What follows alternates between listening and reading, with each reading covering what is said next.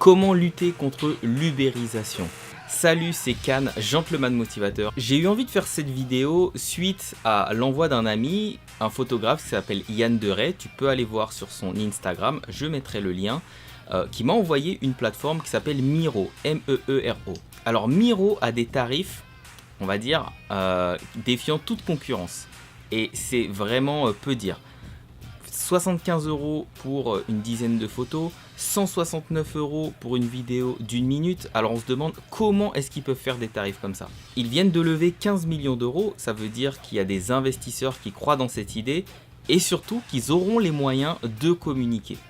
Alors qu'est-ce que ça veut dire pour toi si tu es photographe aujourd'hui? Ça veut dire que tu vas perdre une certaine partie de ton travail. Et oui, c'est absolument inévitable.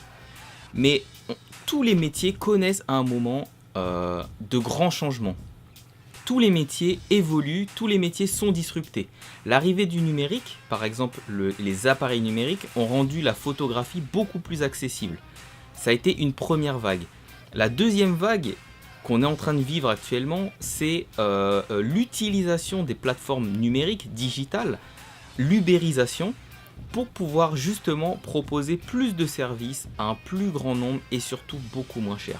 Alors en tant que client, bien sûr que c'est génial et ce sont des plateformes qui sont très orientées clients, donc enfin, même si elles ont deux types de clients, d'un côté les photographes et de l'autre côté le client final qui commande la photo.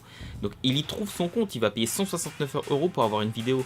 Sincèrement, je me demande comment ils vont arriver à rendre ce service viable pour ceux qui travaillent.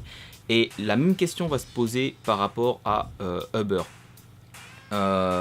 Donc oui, il va y avoir des gens qui, pour gagner de l'argent, vont faire des vidéos à 169 €. Sincèrement, c'est même pas le prix de la location du matériel. Donc tu te déplaces pour ce prix-là, tu vas faire la vidéo, tu fais le montage et tu livres pour 169 €. Sincèrement, c'est vraiment tirer les choses par le bas. Alors moi, c'est pas quelque chose que je cautionne. Maintenant, tu peux râler, tu peux protester, tu peux faire comme les taxis, tu peux, je sais pas, empêcher les autres de travailler, etc. Mais le monde change, le monde avance. Et ça, tu ne peux rien y faire, tu ne peux pas lutter contre. Alors le titre de cette vidéo, c'est vraiment comment tirer son épingle du jeu, comment continuer à travailler. Et la réponse n'est pas du tout dans la lutte contre ces dispositifs, contre ces plateformes. Moi, personnellement, je les boycotte. Alors, il y en a une qui, à mon sens, fait figure d'exception, c'est Upwork. J'ai croisé les gens de chez Upwork, j'ai discuté avec eux. Ils ont vraiment une approche où ils veulent valoriser les freelances parce qu'ils croient dans ce modèle-là. Ils croient dans le modèle de l'indépendance. Et surtout, ils disent voilà le tarif minimum. Alors c'est pas comme Fiverr où tu as des trucs pour 5 €. Non, là ils disent voilà le tarif minimum. Maintenant ça fait pas tout quand tu es sur une plateforme comme ça. Il faut aussi que tu fasses la promotion de ton travail. Alors oui, ces plateformes-là, elles vont tuer le marché. Pour moi, c'est un peu le cancer des métiers créatifs. Mais qu'est-ce que tu veux faire, sincèrement? Aujourd'hui, est-ce que tu vas aller dire à une boîte qui a levé 15 millions d'euros oui, vous allez me faire perdre mon métier, etc. Eux, ce qui les intéresse, c'est de faire du chiffre, c'est de faire du profit.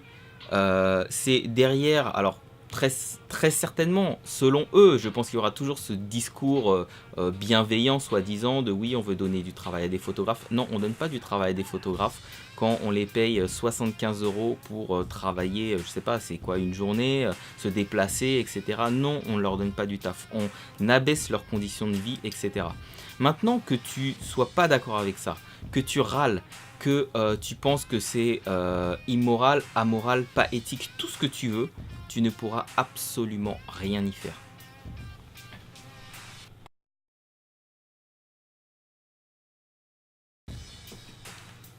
Ah bah, bien sûr, je vais pas te laisser là comme ça, finir sur une note négative.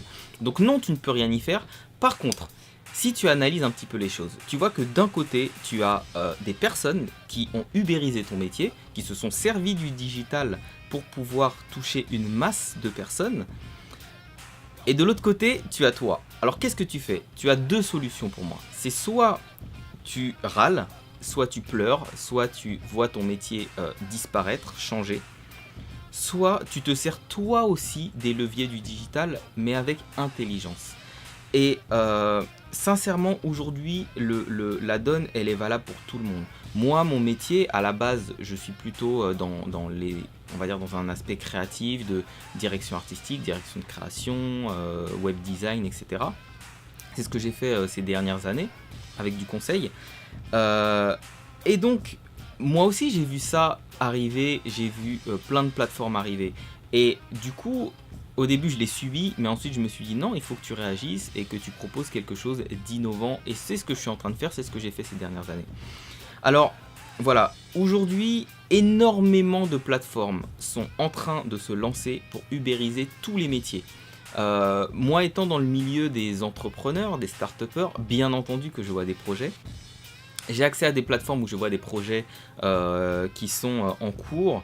Et je peux te dire qu'il y a énormément de projets qui vont faire du mal à beaucoup de métiers en les ubérisant entre guillemets. Donc aujourd'hui, il faut que tu réfléchisses correctement. Il faut que tu réfléchisses à comment est-ce que tu envisages ton métier. Tu as des ingrédients et aujourd'hui tu utilises ces ingrédients que d'une seule manière quasiment, c'est en vendant ton temps. En vendant ton temps en tant que prestataire de service.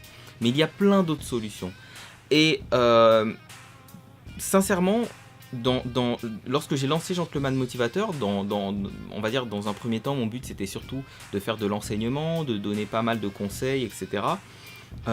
Aujourd'hui, il y a une des composantes qui est très importante, c'est aider au changement, accompagner au changement. C'est pour ça que j'ai lancé un accompagnement sous forme de coaching. Donc si tu vas sur mon site sur gentlemanmotivateur.com et dans la rubrique coaching, tu verras un petit peu mon approche. Mais le but du coaching, c'est aussi de se poser les bonnes questions. Je réfléchis avec toi sur ces grands changements qui sont en train de s'opérer dans ton métier. J'ai envie aussi de contribuer, comme je te l'ai dit, je crois vraiment au modèle de la liberté du freelance et des indépendants. J'ai envie d'y contribuer, donc en mettant en place un centre de formation et on va dire des masterclass. J'ai aussi envie de faire appel à toi, certainement, si tu aimes transmettre ton savoir, pour justement contribuer à cet élan et à ce changement. Alors, pour finir, ne subis pas. Sois proactif et si tu as envie qu'on explore ensemble différents moyens, il y a plein de modèles économiques qu'on peut explorer, vers lesquels tu peux aller, qui te permettront certainement de gagner beaucoup mieux ta vie avec beaucoup moins de stress. N'hésite pas à me contacter pour un coaching sur gentlemanmotivateur.com. Alors je te dis à très vite et comme je dis toujours, sois toi et crois en toi.